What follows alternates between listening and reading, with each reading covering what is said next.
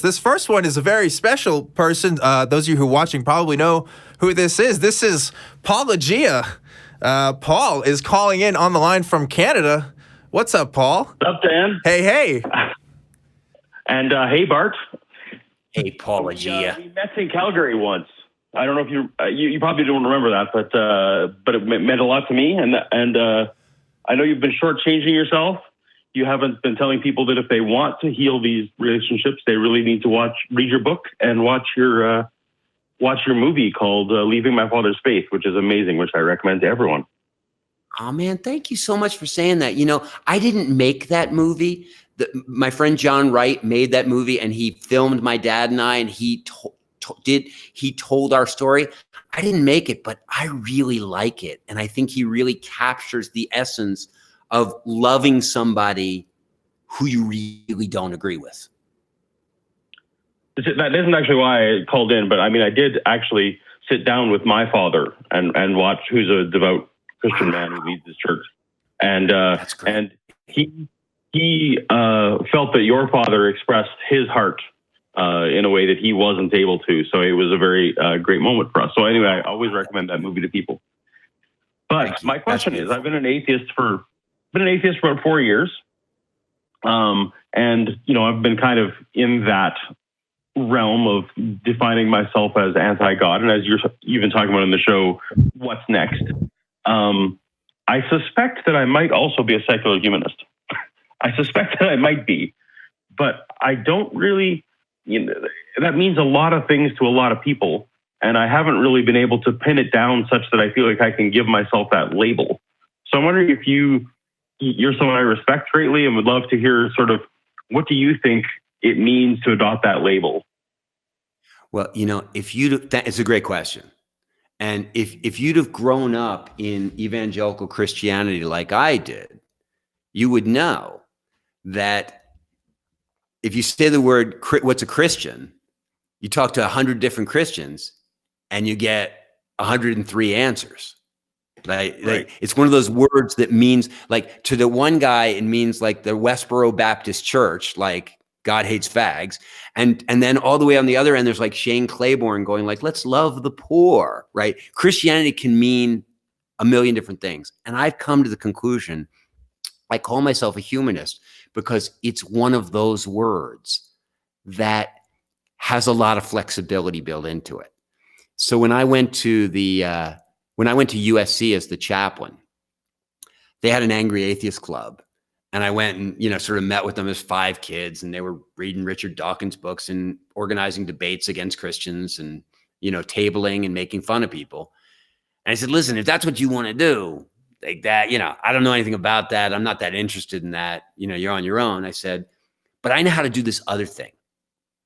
I know how to create a community based on the idea that the surest way to make the most of your life, the data-driven, surest way to do it, the people that feel the best about their lives all the way through it, and especially at the end, are those that commit themselves to building loving relationships with a handful of friends, with doing work that makes things better for other people, and with cultivating a sense of gratitude and wonder for just the amazingness of human consciousness and the natural wonders of the world. And I know how to build a community like that. So if you'd like to build a community like that, where we go out and we recruit people into that community because we think it'll make their lives better, I can show you how to do it. And students were like, oh, that sounds like so much more fun than what we were doing. Let's do that. And so we built this secular student fellowship group on the campus. And it grew to be like, involve like more than 100 students. And they would have these wonderful meetings. It's still going on there. It's one of the most popular groups on the campus, and one of the most interesting groups on the campus, and one of the most well-respected groups by the other groups on the campus, because these young people are so committed to, and like, unlike the Christian groups, which do a Bible study where they read one book and try to figure out how that applies to their lives and how that can make them better people, our kids were reading all kinds of books, but always asking the same question: how do I use this information to help me build better relationships, to help me make the world better for other people, to cultivate a sense of excitement and wonder about life? So what's interesting is if you went to USC now and you said, what's a humanist? To like your average kid on that campus, they would say, oh, a humanist. That's somebody who really wants to make the most of their life, but doesn't believe in God and has dinner every other Sunday night in the rec center. Because like that group defines humanism for that campus. And they look and they say, oh, I know what a humanist is. It's people that are like Joey and Katie and Anthony and Mariah. Like they know a group of people. And, you know, in the Christian church, we used to sing the song, they will know we are Christians by our love. Well, damn it. That's the truth of any group. They'll know you are, you know, YMCA members by your love. Like they'll know you by the way you love each other. And so in a sense, humanism gets defined by a group of people who say we're going to pursue love as a way of life in a very secular way. We're going to use data. We're going to reason. We're going to talk about things in this way. But we're not just going to use truth and reason for their own sake. We're going to use them in the service of our ultimate purpose, which is to make the most of this one life we've got. And so when I define it that way, the interesting thing is on campus, humanist evangelism was the easiest thing in the world. You walk up to a kid, he'd say, what are you about? What's humanism? I say, it means we want to pursue love as a way of life and goodness and make the world a better place. But we got no supernaturalism at all. And the kid would go, that's me. Am I a humanist? Like, oh, yeah, you're a humanist. Come join the group. You know? And so humanism for us got defined. We never call ourselves atheists because that wouldn't tell you anything about our values. It would just tell you what we didn't believe in. Humanism says, look, we don't believe in God, but that's incidental. What's really important is we're deeply committed to pursuing this way of life. And so if you don't believe in God, you don't necessarily belong in our group. But if you share these values, you definitely do. Is that an answer to a question or what? I talk too much. I know I talk too much, you guys. I'm sorry. Oh, man. Son of a preacher man. I get it. Yeah. No, that's awesome. I guess under that definition, I can call it that. And there's no, I'm not. Of course you are, Paul. Of course you are.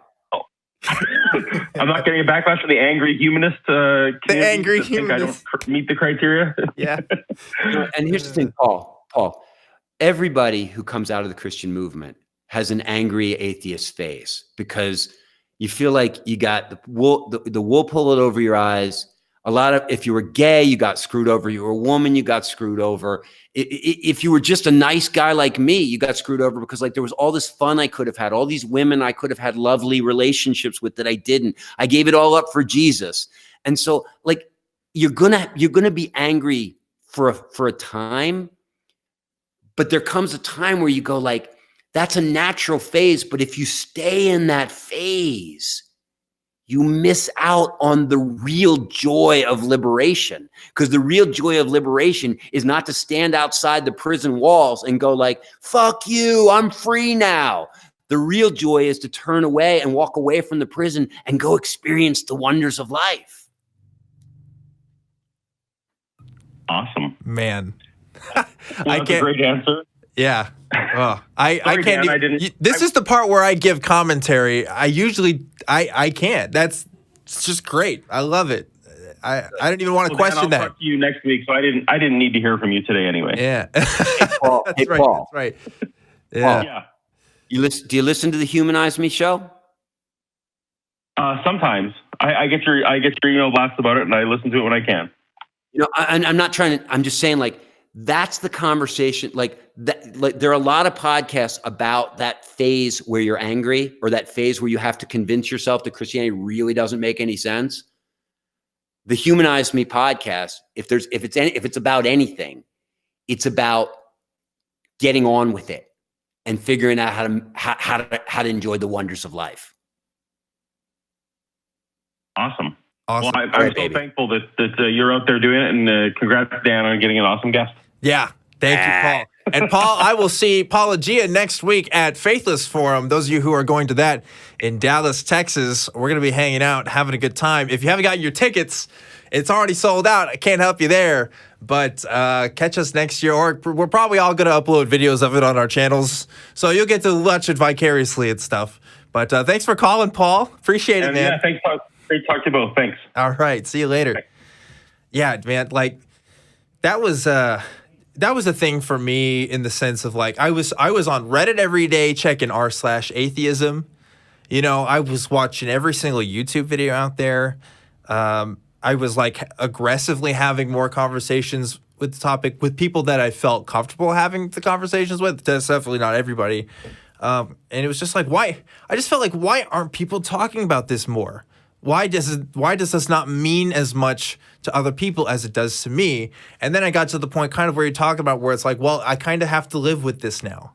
This is kind of my reality. So you kind of get used to it a little bit. That doesn't mean you don't speak out when you need to speak out, or that, you know, you let things that are unjust go unspoken, right? Like, it just means handling the conversations in a different way, kind of improving your ethic in a way. So yeah, I have to agree. I think that's a beautiful way of putting it. And like using the label of secular humanist is a label that I feel comfortable with using, you know, describing how I do things, especially here on the show.